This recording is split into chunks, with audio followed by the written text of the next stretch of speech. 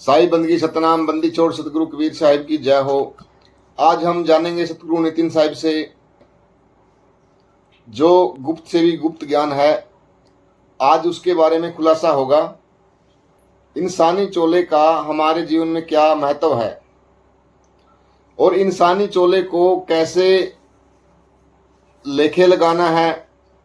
तो सारे के सारे वेद आज सतगुरु नितिन साहब खोलेंगे एक सत्संग के माध्यम से। चाहे हमारा धर्म कोई भी हो, लेकिन हम सब आत्मज्ञान प्राप्त करके अपने जीवन को सफल बना सकते हैं। तो आइए जानते हैं सत्संग के माध्यम से। सत्संग को आपने पूरे विवेक और बुद्धि को लगा के सुनना है। जिक्र है लेकिन गुप्त भेदों के रूप में है। तो आज पूरा खुलासा करेंगे कि असल में इंसानी चोले का लक्ष्य क्या है। कोई हिंदू है, कोई मुसलमान है, कोई सिख है, कोई ईसाई है, इससे कोई फर्क नहीं पड़ता। इससे कोई फर्क नहीं पड़ता कि कोई हिंदू है, मुसलमान है, सिख है, ईसाई है तो सब इंसान। क्या मुसलमान इंसान नहीं है? क्या सिख इंसान नहीं है? क्या ईसाई इंसान नहीं है? हम सब इंसान हैं, लेकिन फिर भी हम एक दूसरे को देख के राजी नहीं है। ये नफरत का बीज क्यों है? क्योंकि हम समझ ही नहीं पा रहे हैं कि हम क्या करने आए थे और क्या करने लग गए। ये जितने भी धर्म के ठेकेदार हैं, ये सब हमें लड़वाने में लगे हैं, झगड़ा करवाने में लगे हैं। कोई ऐसा नहीं मिल रहा जो हमें प्रेम करना सिखा दे।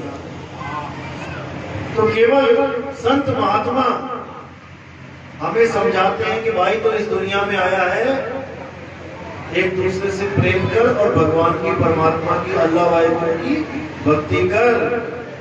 ये मनुष्य चोला बार बार नहीं मिलेगा, लेकिन हम समझ नहीं पाते। इसीलिए कबीर साहब ने भी बोला कि जो लोग धर्म के नाम पे लड़ते हैं उनके लिए क्या बोला? अरे भाई रे, दो जगदीश कहां से आया, कहो कौन बोल आया। ये दो भगवान कहां से आ गए? हिंदू कहते हैं मेरा राम भगवान है, मुसलमान कहता मेरा अल्लाह है, ईसाई कहता मेरा गॉड बड़ा है, जबकि एक ही चीज के सारे नाम हैं। एक ही चीज के सारे नाम हैं। जैसे पानी के नाम देखो कितने हैं, जल, वाटर, नीर, तोए। अब सब झगड़ा कर रहे हैं अलग अलग नामों के पीछे, और वस्तु एक ही है। अब वस्तु का ज्ञान नहीं है इसलिए झगड़ा हो रहा है। अगर वस्तु का ज्ञान हो तो तुम्हें इससे कोई फर्क नहीं पड़ेगा। अगर कोई तुम्हारे पानी को वाटर कहता है, तुम्हें पता है पानी और वाटर और जल एक ही चीज है, कोई झगड़ा नहीं है। लेकिन यहाँ पे झगड़ा है राम, अल्लाह, वाहिगुरु पे। क्यों? तुम्हें वस्तु का ज्ञान नहीं है कि ये सारी वस्तुएं एक ही हैं। अगर पता लग जाए कि ये वस्तुएं एक हैं, सारे झगड़े शांत। तो आज उस वस्तु का जिक्र करेंगे कि वो वस्तु है क्या, अल्लाह है क्या, किसने देखा उसको, वाहिगुरु है क्या, किसने देखा, परमेश्वर परमात्मा है क्या, किसने देखा, कितने हाथ है, कितने पैर है परमात्मा के, देखा किसी ने भी नहीं। लेकिन बस नामों के पीछे झगड़ा कर रहे हैं। सारा खेल नाम का है। अब इसी नाम पे हमने विचार करना, ये नाम आए कहां से। इस दुनिया में जब हम पहली बार आए तब हमारे पास ये कपड़े भी नहीं थे। जब हम पहली बार आए, यानी इंसान पहली बार दुनिया में आया, तो कैसा आया? आदि मानव के रूप में। आपने विज्ञान की किताबों में पढ़ा होगा 10वीं में, 8वीं में, कि आदि मानव इस दुनिया में जब आए तो वो बिना कपड़ों के नंगे आए। ना उनके पास रसोइयां थी खाना बनाने के लिए। क्या खाते थे? फल, फूल, कंद मूल, या किसी जानवर को मार के खा लेते थे। तब कौन मंदिर जाता था? तब कौन मस्जिद जाता था? तब कौन गिरजा घर जाता था? तब भगवान कहां था? तब भगवानों के नाम कहां थे? एक भी नाम नहीं था। ना राम था, ना कबीर था, ना अल्लाह वाहिगुरु गॉड था। केवल उसे एक ही चीज पता थी कि मैं पेट कैसे भरूं, या कोई जानवर आ गया सामने तो मैं उससे बचूं कैसे, शेर से बचूं कैसे। बस उसको एक ही चीज थी, बचो और खाओ, मारो जानवरों को खाओ। इसके अलावा कोई भक्ति नहीं, कोई नाम नहीं, कोई लेना नहीं, कोई देना नहीं, किसी का किसी से कोई झगड़ा नहीं, सब यही रहते थे। लेकिन धीरे धीरे धीरे इस आदि मानव की बुद्धि जागृत होने लगी। धीरे धीरे इसने भाषाओं की, अक्षरों की खोज करी। मुंह से जितने भी अक्षर निकले इसने उसको लिपिबद्ध कर दिया, अक्षरों में ढाल दिया। ये अक्षर आदमी ने बनाए हैं, इसीलिए हर आदमी की भाषा अलग अलग है, अलग अलग देशों में। चीनी भाषा वाले देखो, चीन के लोग चीनी भाषा में लिख रहे हैं। उनकी भाषा जो बच्चा पढ़ सकता है, यहाँ का एक डॉक्टर नहीं पढ़ सकता। यहाँ का एक साइंटिस्ट, बड़े से बड़ा वैज्ञानिक, वो भी वहां के बच्चों की लिखी भाषा नहीं पढ़ सकता। उसको पढ़ने के लिए उसको चीन में जाके पढ़ाई शुरू करनी पड़ेगी, ABCD से। तो जितने भी लोगों ने इन अक्षरों की खोज करी, सबने अलग अलग अक्षरों की खोज करी। हमारे भारत में जो आदि मानव लोग थे, उन्होंने देवनागरी में, संस्कृत में खोज कर दी। जो अमेरिका में आदि मानव थे, उन्होंने अंग्रेजी में खोज कर ली। जो जापान में आदि मानव थे, उन्होंने जापानी में खोज कर ली। ऐसे हर देश के अलग अलग लोगों ने अलग अलग भाषाएं बना ली। क्या तुम्हें सारी भाषाएं आती हैं? भारत में ही इतनी भाषाएं कि तुम साउथ में चले जाओ, कन्नड़ है, तेलुगु है, तमिल है, मलयालम है, उड़िया है, मराठी है। तुम्हें समझ में नहीं आएगा ये भारतवासी हमारे बोल क्या रहे हैं।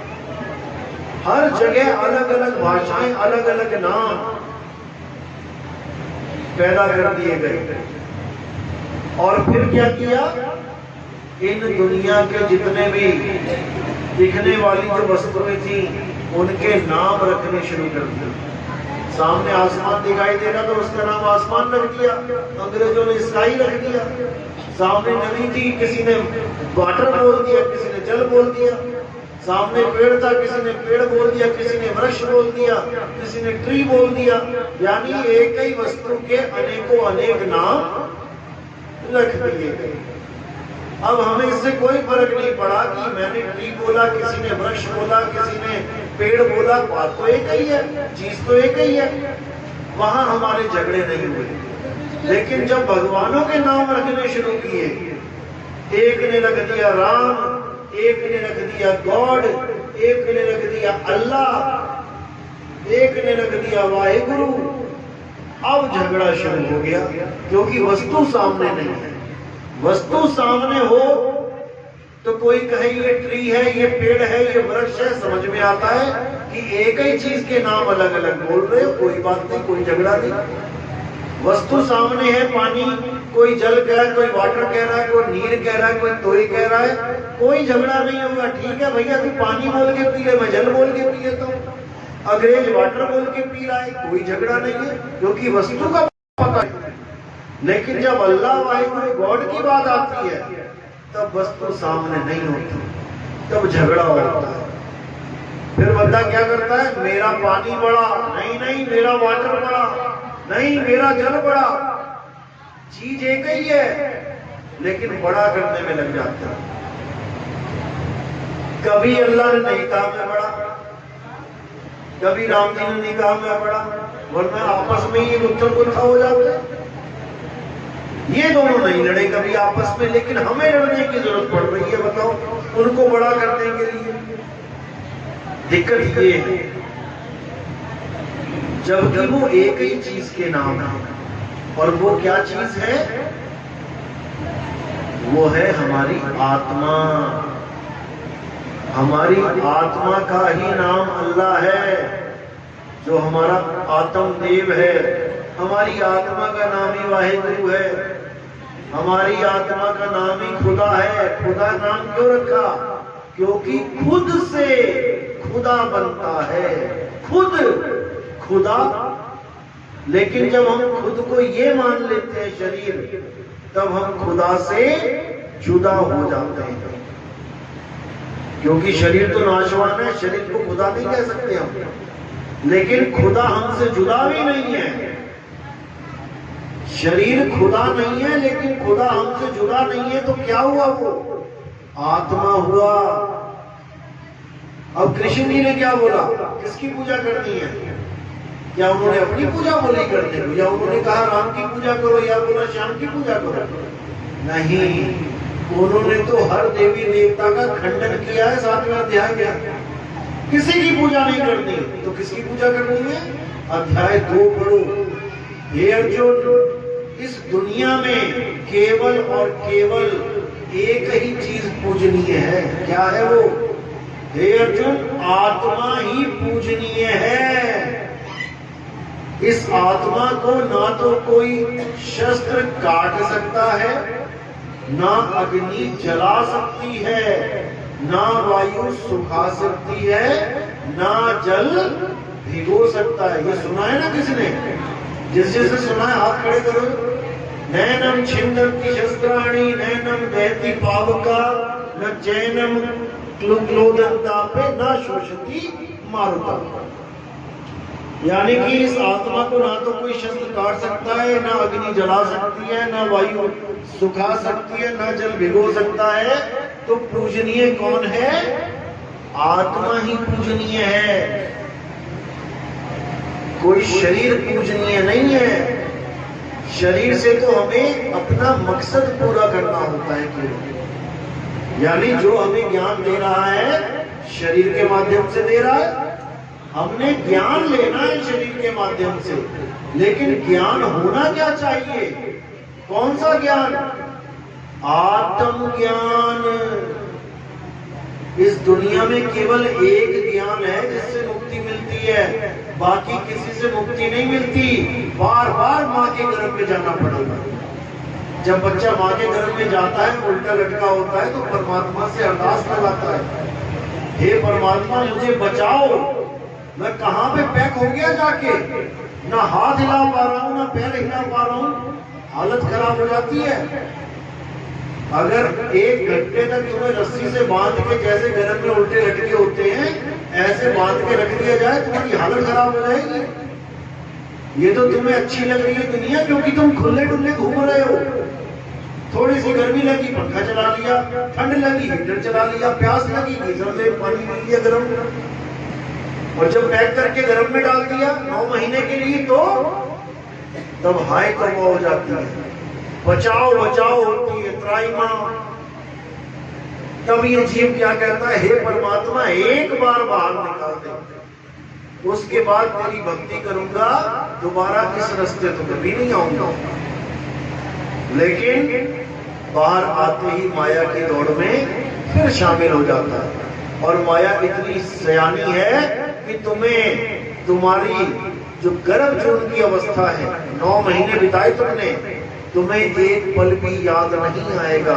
याद करके देखो, पीछे से पीछे तक जाओ, कितना याद कर सकते हो? पहली क्लास, LKG, UKG, और चले जाओ पीछे, कितना पीछे जा सकते हो? जब तुम गर्भ में थे, उस सीन को एक पल भी याद नहीं कर सकते। इस माया ने सारी फाइलें डिलीट मार दी दिमाग से। जैसे तुम्हारे मोबाइल में किसी ने फोटो खींची तुम्हारी, उसके बाद वो डिलीट मार दे, तो क्या ढूंढोगे उसमें आप? इसी प्रकार तुम ही गर्भ में थे, तुम्हारी ही यादें हैं वो, लेकिन माया ने ऐसी डिलीट मार दी कि सोचने पर भी नहीं सोच सकते कि मैं वहां पे क्या था, कैसा था। क्योंकि अगर एक पल के लिए तुम्हें याद आ जाए कि मेरी क्या हालत थी, तुमसे शरीर इस दुनिया में और कोई बच्चा होगा नहीं, क्योंकि तुम्हें पता लग जाएगा कि बेटा फिर वहीं जाना है। और ये जितनी भी माया की दौड़ है, इसको खत्म करके तुम केवल एक ही चीज से बचने की कोशिश करोगे, और वो है गर्भ जून। जैसे कोरोना आया था ना, कोरोना, तो सब एक ही चीज से बचने की कोशिश कर रहे थे, तो भैया मुझे कोरोना ना हो जाए। इसी प्रकार अगर तुम्हें बोध हो जाए कि 9 महीने जो मैं काट के आया था मुझे अब दोबारा काटने हैं, तो तुम्हारे दिन का चैन और रातों की नींद उड़ जाए। लेकिन बड़े आराम से खा पी के मस्ती से गाने वाने सुन के सो जाते हो, क्योंकि तुम्हें याद नहीं आ रहा है कि तुम कहां जाने वाले हो। जितने भी दुनिया में लोग बैठे हैं उनसे पूछो तुम कहां से आए, कहां से आए? मां के गर्भ से आए।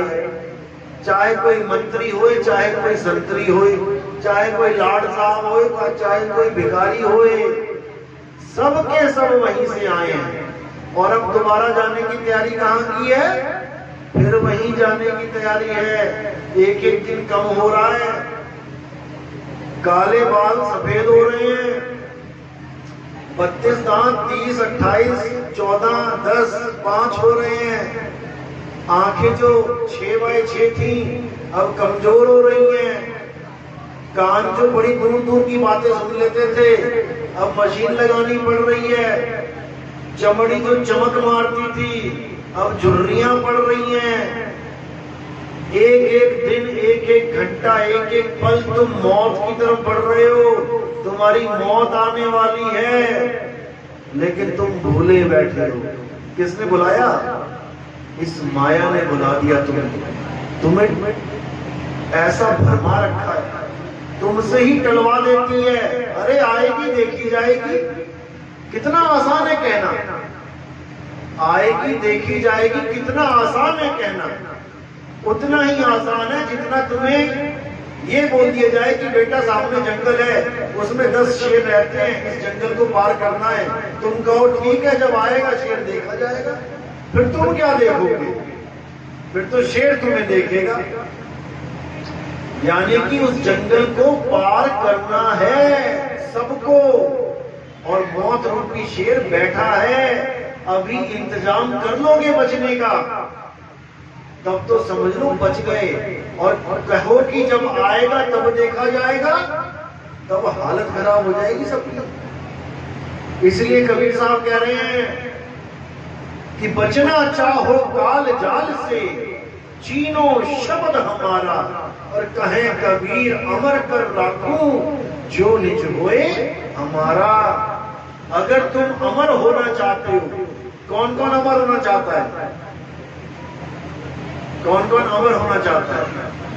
आप गौर करो, क्या तुम अमर नहीं हो? अच्छी तरह समझना जो मैंने ये बात बोली। 2 प्रकार की चीजें होती हैं, एक होता है शरीर, एक होती है आत्मा। शरीर है मिट्टी, आत्मा भी मिट्टी है क्या? नहीं। शरीर है मिट्टी और आत्मा है सत्य, जिसका कभी नाश नहीं होता। तो आप मिट्टी हो या आत्मा हो? क्या हो? मिट्टी कौन कौन कहता है मैं मिट्टी हूं? एक ने भी हाथ नहीं उठाया। आत्मा कौन कौन है? सभी आत्मा है। तो क्या आत्मा कभी मरती है? तो आप क्या कभी मरोगे? तो अमर कौन होना चाहता है?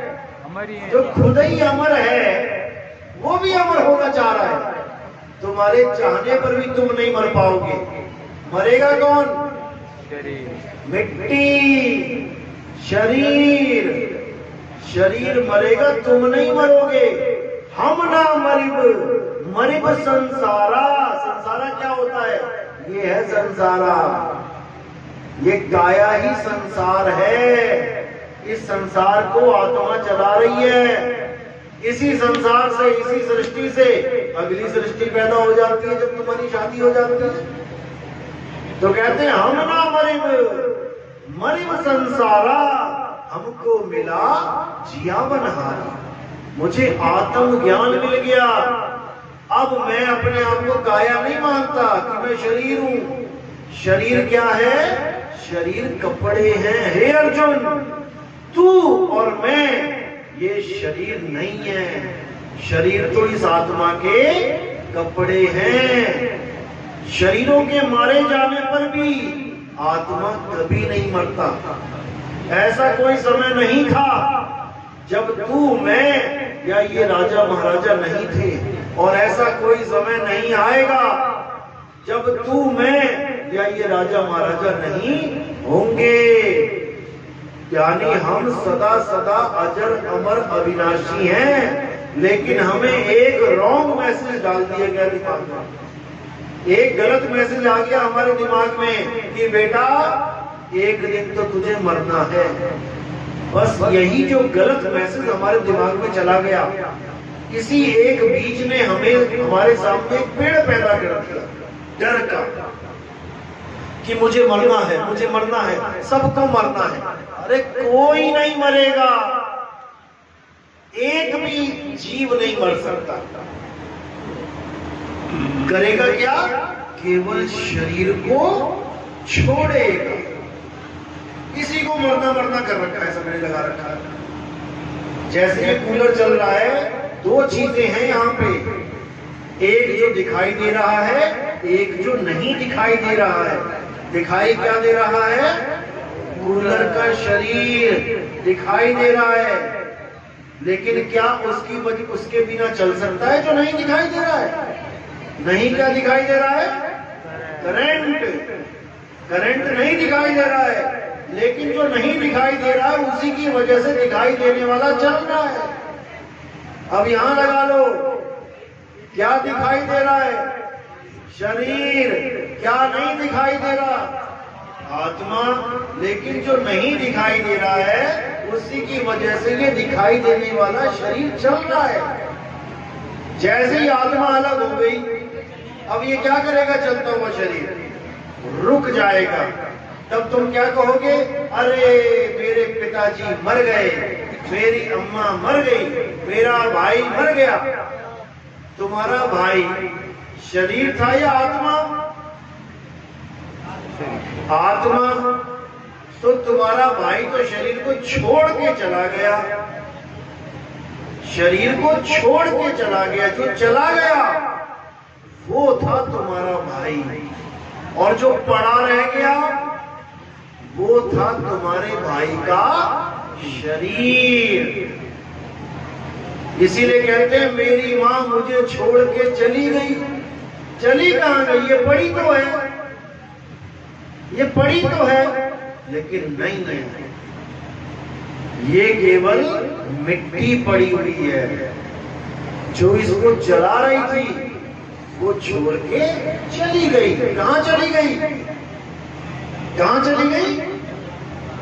माँ के गर्भ में दोबारा शरीर धारण करने चली गई। ऐसे ही ये आत्मा, जीवात्मा जन्मों जन्मों तक शरीर धारण कर करके बेचारी इस दुनिया में आती है, खेलती है, खाती है, फिर एक दिन मर के फिर गर्भ में चली जाती है। ऐसे ही भटकते भटकते भटकते जन्मों जन्म बीत जाते हैं, लेकिन इसको ठिकाना नहीं मिलता। बार बार माँ के गर्भ में जाती है और बार बार इंसान चूड़ा नहीं मिलता। कई जन्म भय कीट पतंगा, कई जन्म गजमीन कुरकुरा।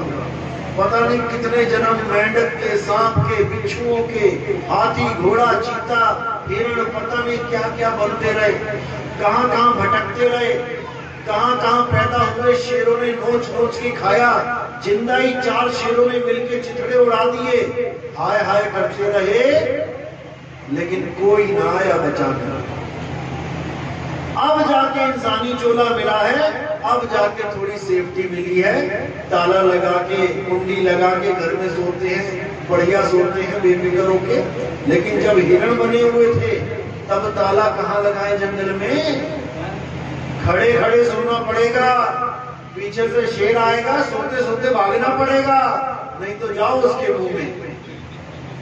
अभी प्यास लगती है, 2-2 हजार लीटर की टंकियां घर पे रखी हुई हैं, नीचे से टूटी ऑन करी, गिलास भरा, चल अंदर कटक गए। और जब हिरण मर जाओगे तब बार बार तालाब के पास जाना पड़ेगा पानी पीने के लिए। और तालाब में कौन छुपा बैठा है? मगरमच्छ। एक गिलास पानी के लिए तुम्हें मगरमच्छ से बार बार सामना करना पड़ेगा। एक घूंट पानी पीता है हिरन, इतने में वो एकदम आता झपट्टा मार दे, बच गया तो बच गया, नहीं तो गया पानी में। ये एक घूंट पानी की कीमत देनी पड़ेगी जब 1,84,000 में चले जाओगे। अभी तो मौजे लगा रखी हैं इस माया ने, मौजे लगा रखी हैं। गर्मी लगी पंखा चला लिया, ठंड लगी हीटर चला ली, प्यास लगी आरओ वाटर पी लिया, लेकिन एक बार ये चोला छूट गया, उसके बाद हालत खराब हो जाएगी। फिर तुम्हें कोई पूछने वाला नहीं होगा, फिर तुम्हारी वीडियो बनाने वाले बहुत होंगे। किसी शेर ने हिरण को पकड़ लिया, लोग वीडियो बनाते हैं, हिरण को छुड़ाते नहीं है। याद रखना इस बात को।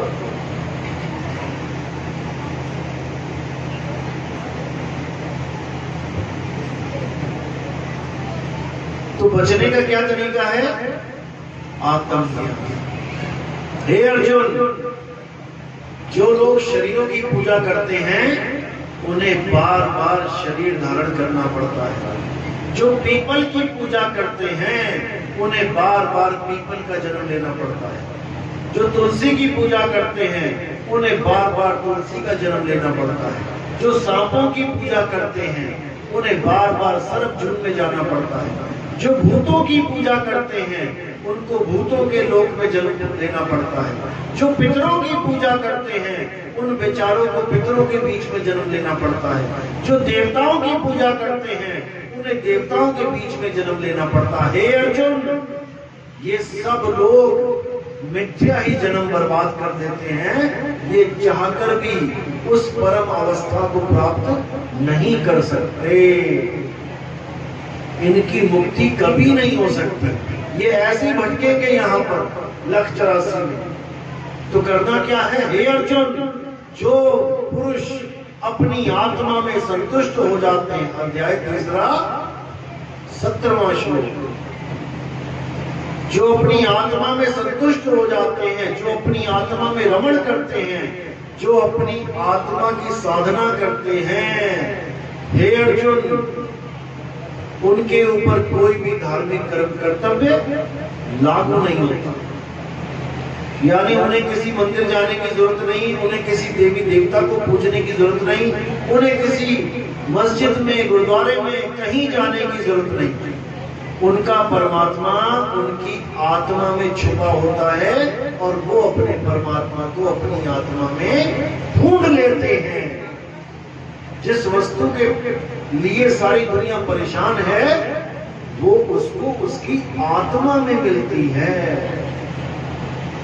इसी को कबीर साहब ने बोला, जीव तिल माही टेढ़ है और जीव चकमक में आग, तेरा साईं तुझ में है, जाग सके तो जाग। मेरा साईं मुझ में है, तुम्हारा साईं तुम में है, लेकिन तुम्हें पता लगना चाहिए वो है कहां। कहां है मेरा साईं? मेरी आत्मा में उस परमात्मा का वास है। इसी को बोला, जब लगना चीनोगे आत्म तब लगना मिली है परमात्म। आत्म जीने परमात्म जीने, संत कहावे सोए, और यह भेद काया से न्यारा, बूझे बिरला कोई। इस शरीर से न्यारा खेल है, इस शरीर के अंदर परमात्मा नहीं है। अगर शरीर के अंदर परमात्मा होता तो इस शरीर से कभी कोई गलत काम होता ही ना, क्योंकि जब परमात्मा ही बैठ गया अंदर तो शरीर की क्या हिम्मत है कि गलत काम करके दिखाए। ये इसमें परमात्मा नहीं है। तो इसमें कौन है? इस शरीर में 3 चीजें हैं, एक है मन, एक है माया, एक है जीव। जीवात्मा, हर शरीर में एक जीवात्मा बैठी है जो इस शरीर को चला रही है, और जितने भी उल्टे काम करवा रही है इस जीवात्मा से, वो कौन है? वो है मन और माया। ये मिलके इस जीवात्मा से सारे उल्टे काम करवा रहे हैं, और जीव बेचारा बिना सोचे समझे इसके चक्कर में पड़ा हुआ है। ये जितनी घूसखोरी है, ये जितने अत्याचार हैं, ये जितना अन्याय है, ये जितने भी धोखाधड़ी है, कौन करवा रहा है? सबको पता है कि कुछ लेके नहीं जाना यहां से, फिर भी 1 लाख रुपए घूस मांग रहे हैं। और वो घूस पड़ी हुई बैंक में पड़ी रह जाएगी सारी उम्र, खा भी नहीं पाएंगे, इतना पैसा इकट्ठा कर दिया, लेकिन फिर भी ये उल्टे काम नहीं छोड़ रहे। किसके कहने पे? मन के कहने पे। ये मन ही गलत काम करवाता है और लास्ट में मन ही तुम्हें गुनहगार बना देता है कि तूने किया, तूने किया, तूने किया, और तुम भी कहते हो हाँ भैया मैंने किया, तो चल भुगत। तो कहते जब लग जानू मैं हूं करता, तब लग गर्भ जून में फिरता। बार बार मां के गर्भ में जाने के लिए तैयार रहो।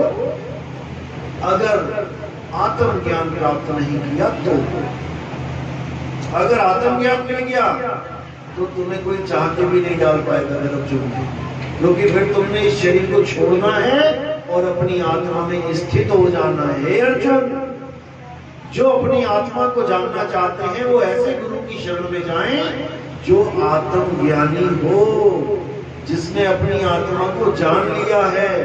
वही तुम्हें तुम्हारी आत्मा का ज्ञान करा सकते हैं, अन्यथा ये जन्म ऐसे ही मिथ्या चला जाएगा। एक बार आत्मा का ज्ञान हो जाने पर, अध्याय 4 35वां श्लोक, एक बार आत्मा का ज्ञान हो जाने पर तुम्हें इस दुनिया में कोई भ्रमित नहीं कर पाएगा। क्यों नहीं कर पाएगा? क्योंकि तुम्हें पता लग गया कि मैं शरीर नहीं हूं, मैं आत्मा हूं, मैं अजर अमर हूं। अब मैंने क्या करना है? मैंने मरना नहीं है, अब मैंने शरीर को सही तरीके से छोड़ना है। बस इतना सा काम है। शरीर को कैसे छोड़ना है ये भेद तुम्हें गुरु बताता है, और तुम उस भेद के अनुसार इस शरीर को छोड़ने की तैयारी में लग जाते हो। इसी को बोला है कि मरता मरता जग बुआ, मरना जाने ना कोई, और ऐसी मरनी जो मरे बहुत न मरना हुआ। सारी दुनिया कह रही है मौत आएगी, देखी जाएगी, आएगी, और जब आती है तो क्या कहते हैं? अरे मुझे डॉक्टर के पास ले जाओ, अरे मुझे ठीक करवा दो। फिर क्यों हालत खराब होती है? फिर क्यों डॉक्टरों के पास भागता है? अगर मौत से डरता नहीं है तो सबकी हालत खराब हो जाती है। कोई बोलता उस मंदिर में जाके मन्नत मांग ले, भागा जाता है। कोई कहता वहां झाड़ा लगवा ले, झाड़ा लगवाने को भागा जाता है, तब हालत खराब हो जाती है। लेकिन बचता फिर भी नहीं है कि पता लगा मंदिर में जाके ठीक हो जाऊं, बच जाऊं हमेशा के लिए। अरे एक बार ठीक हो गया, 2 बार ठीक हो गया, लेकिन फिर भी मरना पड़ेगा। तो इसीलिए बोला हम ना मरे मरे संसारा। अब मैं नहीं मरूंगा। क्यों? अब मुझे ऐसा गुरु मिल गया जो मुझे मरने का तरीका बता दे। मरने का तरीका का मतलब है शरीर छोड़ने का तरीका। जब मृत्यु आती है तो तुम ये शरीर कैसे छोड़ते हो? 9 दरवाजों में से छोड़ते हो। कौन से 9 दरवाजे हैं? जैसे इस घर को, अभी तुम घर में घुस गए हो, जब इस घर को छोड़ोगे तो कहां से निकलोगे? जहां से आए हो वहीं से निकलोगे। तो इस शरीर में जो तुम बैठे हो, जब इस शरीर को छोड़ोगे तो कहां से निकलोगे? 9 दरवाजे हैं इस शरीर में। 1 या तो कान से निकलोगे, 2 आंख से निकलोगे, आंखें मोटी मोटी बाहर आ जाएंगी, 3 4 5 6 नाक से निकलोगे, ब्लड आ जाएगा नाक में से, 7 मुंह से निकलोगे, ये लंबी सी जीभ बाहर आ जाएगी, और 2 दरवाजे नीचे हैं, या लैट्रिन निकल जाएगी मरते हुए, या पेशाब निकल जाएगा, पेंट गीली हो जाएगी, पेंट पीली हो जाएगी। ऐसे खतरनाक मौत होती है, लेकिन सबको निकलना पड़ेगा। चाहे कोई हिंदू है, चाहे मुसलमान है, चाहे सिख है, चाहे ईसाई है। हंसने की बात नहीं है। हॉस्पिटलों में जाके देखो कैसे जीव छोड़ता है शरीर को, तुम्हारी हालत खराब हो जाएगी। तुम्हारे सामने जब मौत नाचेगी तब तुम्हें पता लगेगा कि इस दुनिया में मजे करने नहीं आए भाई, इस दुनिया में मौत का इंतजाम करने आए हैं इंसानी चोले में। बाकी चोलों में आप मौत से नहीं बच सकते, इस इंसानी चोले में तुम सही तरीके से इस शरीर को छोड़ के अपनी आत्मा में रमण कर सकते हो, अपनी आत्मा में स्थित हो सकते हो, अपनी आत्मा में लीन हो सकते हो। तो आत्मा अमर है और तुम भी अमर हो जाओगे क्योंकि तुम ही आत्मा हो। लेकिन अज्ञानतावश अपने आप को आदमी, अपने आप को औरत मान के बैठे हो। याद रखो तुम्हें मनुष्य चोला मिला है, मनुष्य चोला। चोला क्या होता है? क्या होता है चोला? कपड़े। कहते बाबा जी का चोला देखो कितना लंबा चोला पहन रखा है। चोला है कपड़े, ये शरीर है कपड़े। कपड़े कितने प्रकार के होते हैं? टेलर्स होते हैं, tailor, Gopal tailor, Shabnam tailor. क्या लिखा होता है वहां पे? Ladies and gents. यही दो प्रकार के कपड़े हैं। तो यहाँ पर कितने प्रकार के कपड़े बैठे हैं? दो प्रकार के, लेडीज एंड जेंट्स। अब ये जो कपड़े हैं हमारे दो प्रकार के, जैसे कोई पैजामा लेने गया, पजामा, तो दुकानदार कहता है हाँ भाई लेडीज पजामी दिखाऊं कि जेंट्स पजामा दिखाऊं। कोई कुर्ता लेने जाए तो पूछते हैं हाँ लेडीज कुर्ती चाहिए या जेंट्स का कुर्ता चाहिए। यहाँ तक कि तुम चश्मा लेने जाते हो तब भी पूछा जाता है लेडीज चश्मा चाहिए या जेंट्स चश्मा चाहिए। तो ये चीजें हमें कहाँ मिलती हैं? मार्केट में। मैंने लेडीज कपड़े पहन लिए या मैंने जेंट्स कपड़े पहन लिए तो इसका मतलब ये तो नहीं कि मैं लेडीज या जेंट्स बन गया, वो तो कपड़े हैं। तो ये कपड़े कहाँ मिले? मार्केट में। और ये वाले कपड़े लेडीज एंड जेंट्स, ये कपड़े मिट्टी वाले कहाँ मिले? माँ के गर्भ में। जब माँ के गर्भ में ये कपड़े धारण किए हमने, जिसको कहते हैं बच्चा ठहर जाना, यानी अब कपड़ा पहन रहा है वो, और तुम क्या करते हो? तुम अल्ट्रासाउंड करवाते हो, लड़का है कि लड़की। तो मशीन देखती है, क्या देखती है? कपड़ा देखती है। कौन सा कपड़ा बनाया जा रहा है इस गर्भ में? लड़के का कपड़ा या लड़की का कपड़ा? और जब डॉक्टर कहता है कि लड़का है तो तुम्हारी खुशी का कोई ठिकाना नहीं होता कि लड़का है। और जब कहते हैं लड़की है, अरे ऑपरेशन करवा दो इसका, मरवा दो इसको। अब लड़का और लड़की क्या है? कपड़ा है। और कपड़ा पहना है जिसने, वो दोनों अलग अलग है कि एक है? एक है। एक है, वो दोनों एक हैं। इस करंट ने चाहे कूलर चलवा लो, इस करंट से चाहे एसी चलवा लो, इस करंट से चाहे बल्ब जलवा लो, हीटर चलवा लो, प्रेस चलवा लो, गीजर चलवा लो। करंट कितने हैं? एक है। और चला कितनों को रहा है ये? जितने मर्जी चलवा लो, इससे बड़ी बड़ी मशीनें चलवा लो। इसी प्रकार जीव एक है, लेकिन इतने सारे शरीरों को चला रहा है। चींटी से लेके व्हेल मछली तक यही जीव चला रहा है। सारे कपड़ों को चला रहा है। सांप के कपड़े को पेट की तरह पेट के बल दौड़ा रहा है। पंछियों के कपड़ों को पंखों से उड़वा रहा है। मछली के कपड़ों को पानी में चलवा रहा है। हर प्रकार के कपड़ों को ये जीवात्मा चला रहा है। लेकिन ये सारी उम्र ये नहीं पता कर पाता कि मैं जीवात्मा हूं या कपड़े हूं। सारी उम्र ये सोच के बैठा रहता है मैं तो आदमी हूं, मैं तो आदमी हूं। ये लड़की है, ये आदमी है, ये बच्चा है, ये औरत है। जबकि ये सब कपड़े हैं। ना तुम आदमी हो, ना तुम औरत हो, ना कोई और आदमी औरत है। हम सब जीव हैं। और जीव क्या है? ईश्वर अंश जीव अविनाशी। जीव अविनाशी है, लेकिन कपड़े पहन के अपने आप को आदमी, अपने आप को औरत मान के बैठ गया।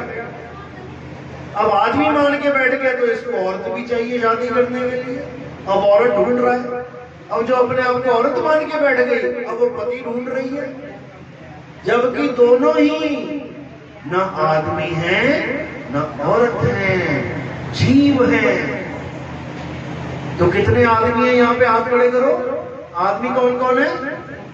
आदमी, एक आदमी, दो आदमी, तीन आदमी। औरतें कितनी हैं? हाथ खड़े करो। एक औरत, दो औरत। इतना समझा लिया, लेकिन फिर वही के वही। अरे भाई, आदमी औरत कपड़े हैं, शरीर है।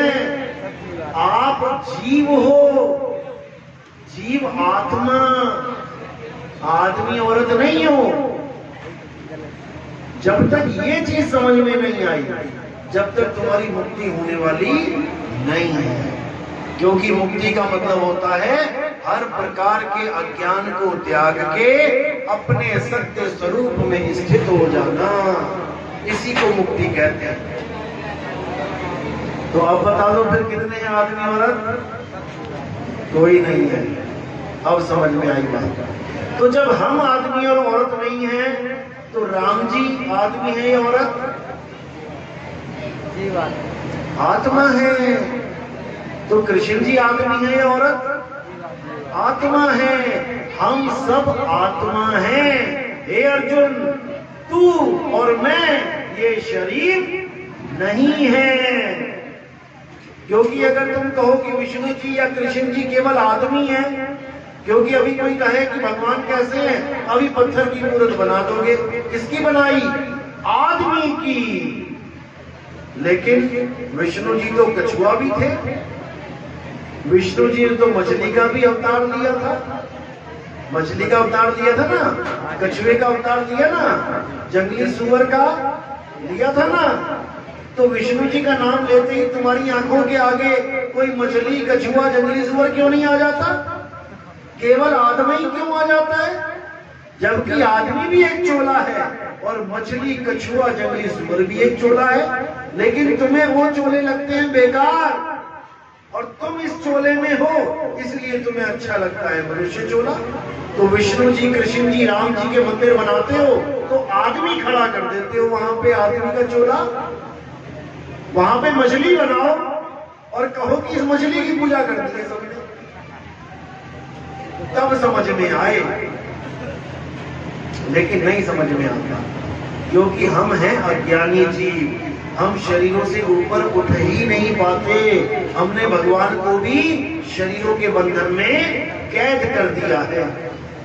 जब तक हम इन शरीरों से ऊपर नहीं उठे, जब तक हमारा कल्याण नहीं होगा, हमारी मुक्ति नहीं होगी। तो असली राम कौन है? असली राम कोई शरीर नहीं है। असली राम है रमता राम, जो आत्म राम सब में रम रहा है। ज्यों तिल माही तेल है, ज्यों चकमक में आग, तेरा साईं तुझ में है, यानी आत्मा में। जाग सके तो जाग, बिल्कुल क्लियर कर दिया। तो क्या कह रहे हैं आगे? कस्तूरी कुंडल बसे और मृग ढूंढे बन माही, ऐसे रमता राम है ये दुनिया जाने नहीं। सब में राम समारा है, सब में। लेकिन कौन सा राम है वो? अविनाशी राम। जो अयोध्या वाले राम थे, अपनी लीला पूरी करने के बाद उनके शरीर का क्या हुआ था किसको पता है?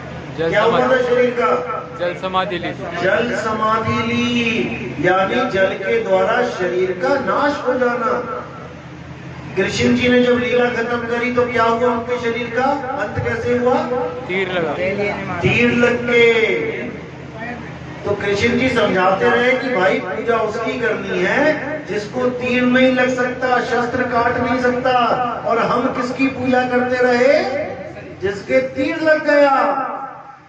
यहीं पे हम गीता से बिल्कुल उलट हो गए। गीता कहती है पूरब को जाओ, हम पहुंच गए पश्चिम में। बस यही दिक्कत है। अब हमने क्या करना है? हमने समझ जाना है कि शरीरों की पूजा नहीं करनी है, पूजा होनी चाहिए आत्मा की। गुरु ग्रंथ साहिब में नानक साहब क्या कह रहे हैं? आत्म देव पूजिए गुरु के पाए से। कि अगर इस दुनिया में कुछ पूजनीय है वो केवल और केवल आत्मा है, उसके अलावा सब झूठ है। आत्मा अखंड है, आत्मा अविनाशी है, इसके अलावा सारे शरीर नाशवान हैं। जब राम जी अपनी लीला खत्म करके जाने लगे और हनुमान जी के पास वरदान था कि बेटा तू अमर है। हनुमान जी को अमर मानते हो? कौन कौन मानता है हनुमान जी को अमर? हनुमान जी को अमर ही बोला गया है कि सारी दुनिया में, सारे देवताओं में एक हनुमान जी अमर है, जिनकी फोटो आ जाती है बीच बीच में। वो रामायण पढ़ते हुए किसी वानर की फोटो खींच ली, बना दी, बोले ये हनुमान जी। जब हनुमान जी को बताया कि तुम अमर हो भाई, अब राम जी तो चले जाएंगे सीता के साथ, फिर तुम राम जी को कहां ढूंढोगे? तो हनुमान जी ने क्या किया? सीना फाड़ के दिखाया। क्या किया? कौन से मंदिर में गए हनुमान जी कि मैं वहां जाके पूजा करूंगा? उन्होंने क्या किया? अपना सीना फाड़ के दिखा दिया कि मेरे प्रभु राम बैठे हैं मेरे सीने में, मैं कहां जाऊं? कौन से मंदिर में जाऊंगा पूजा करने? गाते भी हैं आप लोग, मेरे रोम रोम में बसने वाले राम, मैं तुमसे क्या मांगू? अब जो रोम रोम, रोम तो यहाँ है ना, अब रोम रोम में बसने वाले को तुम कहाँ जाते हो ढूंढने सुबह सुबह? मंदिर में। मंदिर में। जो रोम रोम में बस रहा है उसको ढूंढने जाते हो मंदिर में और गाते हो मैं तुमसे क्या मांगू? और सबसे लंबी लिस्ट तुम्हारी है मांगने वालों की। सब उल्टा चल रहा है, सब उल्टा। अब इसको सीधा कर देना है। सीधा कैसे करेंगे? सबसे पहले गीता पढ़ना शुरू करो। जब तुम गीता पढ़ना शुरू करोगे तब तुम्हें एक एक बात मेरी समझ में आने लग जाएगी। जितनी बातें मैंने अभी तक बोली तुम्हें, एक एक बात तुम्हें समझ में आएगी कि हमें क्या पढ़ाया जाना चाहिए था और हमें क्या बुझवा दिया। कृष्ण जी की फोटो देखी है? एक उंगली पे क्या उठा रखा है? पहाड़ उठाया ना, लीला, कृष्ण लीला। कौन से राक्षस के साथ जंग हुई थी वहां पे? कौन से राक्षस के साथ जंग हुई थी, किसे पता है? कौन से राक्षस से बचाया था उन्होंने? किससे बचाया था? इंद्रदेव से। अब इंद्रदेव कौन है? राक्षस है कि देवता? देवता। देवता है या देवताओं का राजा है? देवताओं का राजा। देवताओं का राजा है, उसके साथ तनातनी चल रही है यहाँ पे। तो क्या कृष्ण जी तुम्हें कहेंगे कभी कि तुम देवताओं की शरण में जाओ? नहीं। जो देवताओं के राजा के साथ तनातनी कर रहा है हमें बचाने के लिए, वो तुम्हें कब कहे कि देवताओं की पूजा करो? गीता 7वां अध्याय पढ़ो। अध्याय 7वां 20, 21, 22, 23, 24, 25 ये 6 श्लोक पढ़ दो। मोबाइल में डाउनलोड कर लो गीता, या वैसे ही बोल दो गीता में अध्याय 7 20वां श्लोक आ जाएगा और पढ़ो उसको क्या लिखा है। जब पढ़ के समझ लोगे ना, फिर सिर पे हाथ रख के बैठ जाओगे कि हमें क्या बताया गया आज तक, क्योंकि हमें गीता से दूर कर दिया गया। अगर अपने जीवन में कुछ बदलाव चाहते हो और सच के साथ जुड़ना चाहते हो तो पहला अध्याय है तुम्हारा गीता। अच्छी तरह घोट के पी जाओ गीता को। जो गीता में लिखा है वो सत्य है, और जो गीता में नहीं लिखा है और वो चीज तुम्हें कोई पढ़ाना चाहता है तो उसको मत मानो। सबसे पहले गीता को अपने जीवन में लेके आओ। जब तुम्हें गीता अच्छी तरह समझ में आ जाए उसके बाद तुम्हें केवल एक कदम और आगे बढ़ना है। वो कौन सा कदम है? वो सतगुरु कबीर साहब की वाणी। जब तुम कबीर साहब की वाणी पढ़ना शुरू करोगे, कब? गीता पढ़ने के बाद, फिर तुम्हें एक एक चीज समझ में आने लग जाएगी कि मेरा इंसानी जन्म क्यों हुआ है, मैं यहाँ करने क्या आया था और मैं यहाँ करने क्या लगा। हर चीज समझ में आने लग जाएगी। तब जाके तुम्हारी मुक्ति होगी, जन्म मरण का ये खेल खत्म होगा। नहीं तो आज तुम इस परिवार में बैठे हो, अपनी माँ को माँ कह रहे हो, अपने पिता को पिता कह रहे हो, अपने भाई बहन को भाई बहन मान के बैठे हो। तुम्हें तो इतना भी नहीं पता कि तुम्हारे पिछले जन्मों के लाखों करोड़ों अरबों माँ बाप तुम छोड़ के आ चुके हो। अरबों माएं तुम छोड़ के आ चुके हो, लेकिन आज जो एक माँ तुम्हारी बन के बैठी है उसको नहीं छोड़ पा रहे, जबकि छोड़ उसको भी दोगे। वो भी परमानेंट माँ नहीं है तुम्हारी, परमानेंट बाप नहीं है। कितनी बार कुत्ता बने तो कुत्ता कुतिया को माँ बाप बोलना पड़ गया। आज कोई कहे कि कुतिया का दूध पियो, मुंह लगा के पिएगा? कोई नहीं पिएगा। लेकिन कुतिया के गर्भ में चले गए ना तो बाकी दोस्तों से, बाकी भाइयों से लड़ के ज्यादा पियोगे, बाकियों को पीछे करोगे, खुद पी पी के मोटे तगड़े हो जाओगे। लेकिन आज कोई कहे कि उस कुतिया के थन में मुंह लगा ले, आज नहीं लगेगा। ये माया का खेल है भाई। तो पता नहीं कितनी बार कुत्ता बन गए, कितनी बार गधे सुअर बन गए, तब जाके आज यहाँ पर इस माँ को माँ कह रहे हो। नहीं तो सुरी माँ थी, सुअर के बच्चों की क्या सुरी माँ नहीं है? क्या वो प्यार नहीं करते अपनी माँ को? देखो कैसे खेलते हैं जा जाके। ऐसे हम भी खेले हैं, सारे ही खेले हैं। लेकिन आज इस शरीर को, इस हड्डी चमड़ी, इस मांस के ढांचे को माँ माँ माँ माँ कर रहे हैं। इस कपड़े को माँ माँ माँ कर रहे हैं। क्या है ये? कपड़ा है, खुद अपने हाथों से जलाओगे एक दिन, खुद अपने हाथों से अपने बाप को जलाओगे एक दिन। नहीं जलाओगे तो बता दो। तुम कभी सोच भी नहीं सकते कि मेरी माँ है कौन। तुम इस चमड़े को देख के माँ माँ माँ कर रहे हो, इस कपड़े को देख के, ये पजामी, ये कुर्ता, इस कुर्ता पजामा को पापा, इस कुर्ता पजामा को मामा। अरे असल में माँ है कौन? जो शरीर को चला रही है।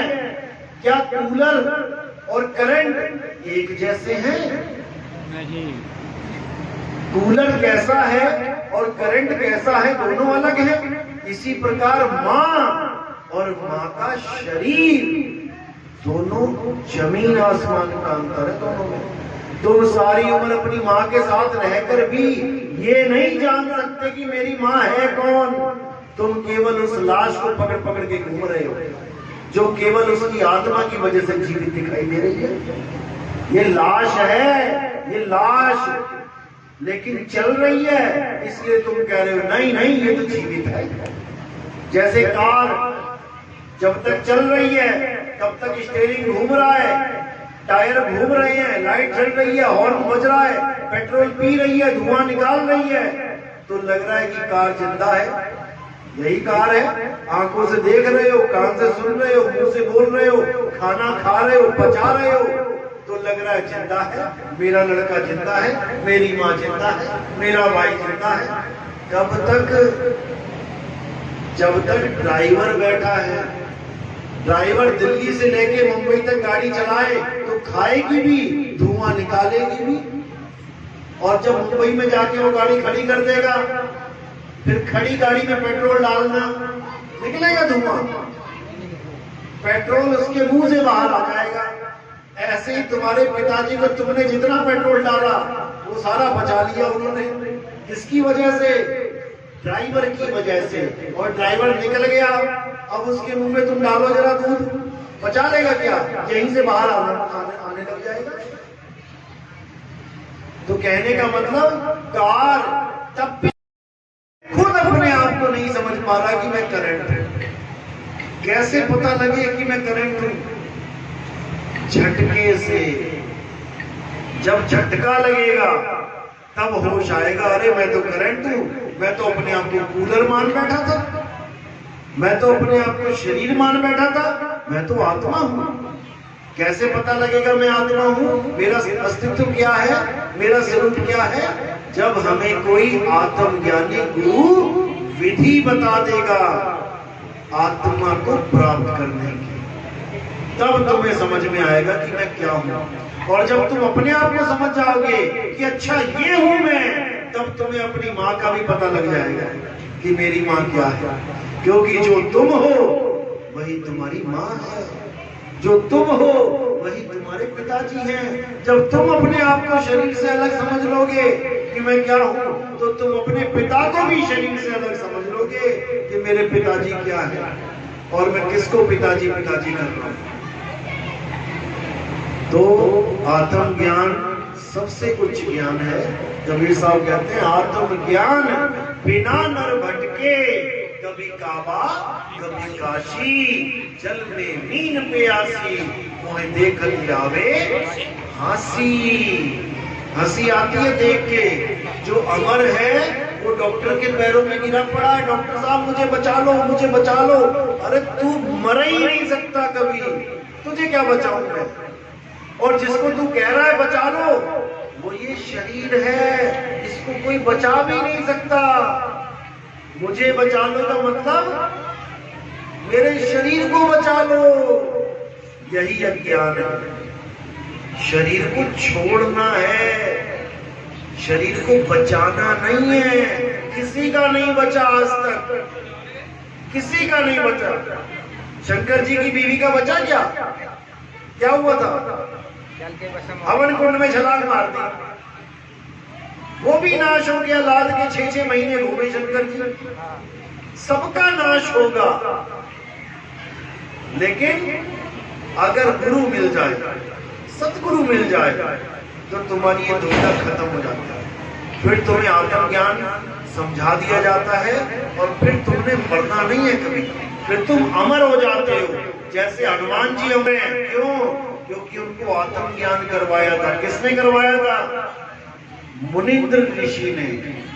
मुनिंद्र जी ने हनुमान जी को आत्मज्ञान करवाया था, उनको आत्मा का ज्ञान हो गया था। इसीलिए कहते हैं कि हनुमान जी अमर है, क्योंकि जिसको आत्मज्ञान हो गया वो फिर अमरता का वरदान मिल जाता है, वो दोबारा मां के गर्भ में नहीं आता। तो आज का सत्संग यहीं पे समाप्त करते हैं। किस किस के समझ में आया मेरी बात, वो हाथ खड़े करो। जिस जिसकी अच्छी तरह समझ में आ गया, यानी कि जो आत्मा को जान रहा है। अब कौन है जो आत्मा को छोड़ के फिर दोबारा से शरीरों की पूजा करेगा? वो हाथ खड़े करो। जो आत्मा को छोड़ के शरीरों की पूजा करेगा दोबारा से। अब कह रहे हो यहाँ पे, लेकिन कल वहीं खड़े दिखाई दोगे जहां पे जाते हो। तो मर्जी आपकी है, बताने वाले ने बता दिया, समझाने वाले ने समझा दिया। अब आगे आपकी मौज है, क्या करना है क्या नहीं करना है।